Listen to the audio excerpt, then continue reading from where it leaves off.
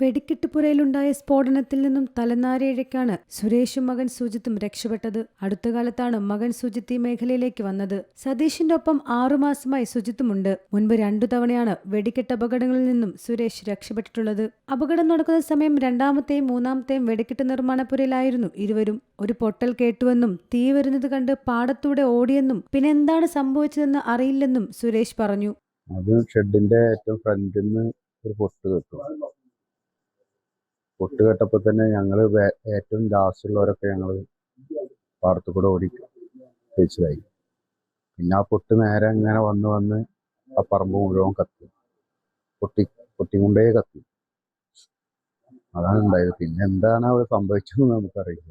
ഞാനതിന് വേണ്ട ഒരു വാണെന്ന് പറയുന്ന സാധനം നേരക്ക് കത്തിപ്പോവാനുള്ള ഒരു സാധനം അതാണ് ചെയ്തായിരുന്നത്. എൻ്റെ ഒപ്പം 3 പേരുണ്ടായിരുന്നു. അതിലൊരാള് പിന്നാലെ പോന്നു. പെട്ടെന്നൊന്ന് അവിടെ നിന്നു. അതിൽ തീ വന്നു. ഇവർക്ക് നല്ല പരിക്ക്. ഞാനൊരു 10-25 കൊല്ലമായിട്ട് ഇതിന്റെ ഇടയിൽ കുറെ കാലം നിർത്തും പിന്നെ ഉണ്ടായിരുന്നു.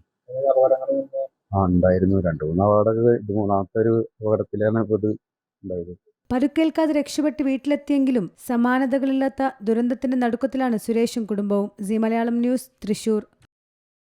ഏറ്റവും പുതിയ വാർത്തകളും വിശേഷങ്ങളും വിരൽത്തുമ്പിലറിയാൻ സീ മലയാളം ന്യൂസ് എല്ലാ ഡിജിറ്റൽ പ്ലാറ്റ്ഫോമുകളിലും ലഭ്യം.